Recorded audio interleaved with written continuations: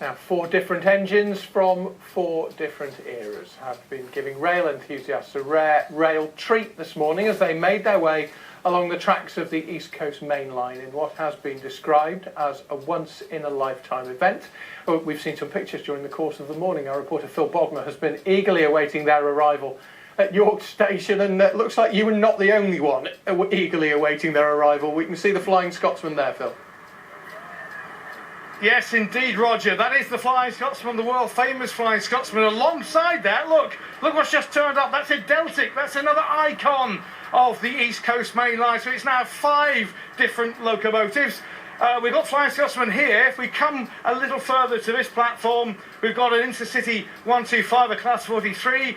There is the Intercity 225, the Class 91, and on the far platform there, you can see the Azuma 800 comes into service next year. What a morning it's been for York Station. Look at all the thousands of people who've turned out. And my colleague Tom Ingle was lucky enough to be on board one of the trains.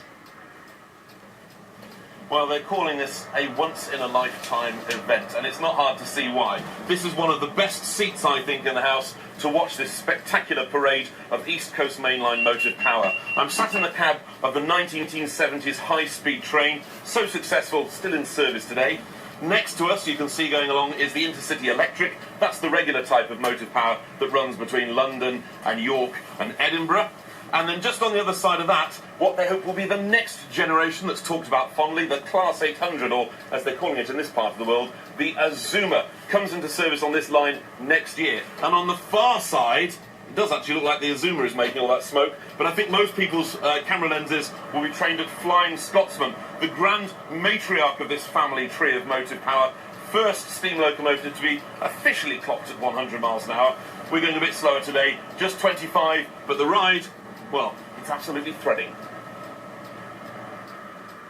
Well, the weather conditions couldn't have been better today. Clear blue skies, and I'm sure you can see from the aerial shots from the Virgin helicopter how significant a moment this has been. Let's talk to one of the people involved in organising all this, David Hall, Managing Director of Virgin Trains East Coast. David, we knew this was going to be popular. Did you ever imagine this many people would turn out? Absolutely no idea. No, it's so early on a Sunday morning, of course. It's the only time we could do it. We've had to close the East Coast Main Line so that we could do it, but what a reception. The weather's been glorious, and it's been great to see so many people come out to watch it this morning. And why did you decide to hold this event today? I know it's St George's Day. Is that one of the reasons?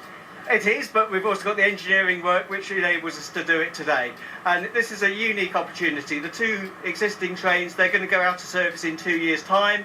They're going to be replaced by the Azuma trains. And we thought, well, this is a one-off opportunity to bring together Flying Scotsman, the new Azuma, and our 2 existing trains. Very much once-in-a-lifetime event. How big a logistical challenge has it been to get it all together? Because, as you say, this is not straightforward work, is it? It's not. We've been working on this for about a year. Lots of organisations involved. Hitachi, who make Azuma, Network Rail, the National Railway Museum, and other companies as well. So it's been a massive logistical challenge to make sure it runs safely and that we can look after everybody who's come out to see it this morning. From the Flying Scotsman, which rolled out of Doncaster Works, we're very proud here in Yorkshire that Flying Scotsman is a Yorkshire-built product. You've got the new Virgin Azumas, but they are quite a transformation in rail travel. Are they really set to revolutionise the East Coast Main Line? Yeah, they're packed with technology. They're quicker than our existing trains. That's how we're going to cut the journey times as well on the East Coast Main Line when they come in.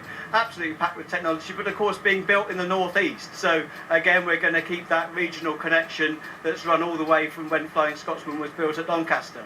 I know viewers sometimes complain about high rail fares, and they say fares have gone up in recent times, but is that as a result now of this investment that we're finally beginning to see in Britain's railways? Yeah, plenty of investment coming, which is I think what people want to see. The exciting thing as well, the Zuma's going to give us lots more seats, and that means more cheap fares on this line as well when they come into service. So it is good news for passengers, lots of investment, and it's going to replace the tired trains, which have actually, some of these trains have done 10 million miles in the last 40 years, so they are due for a bit of a rest.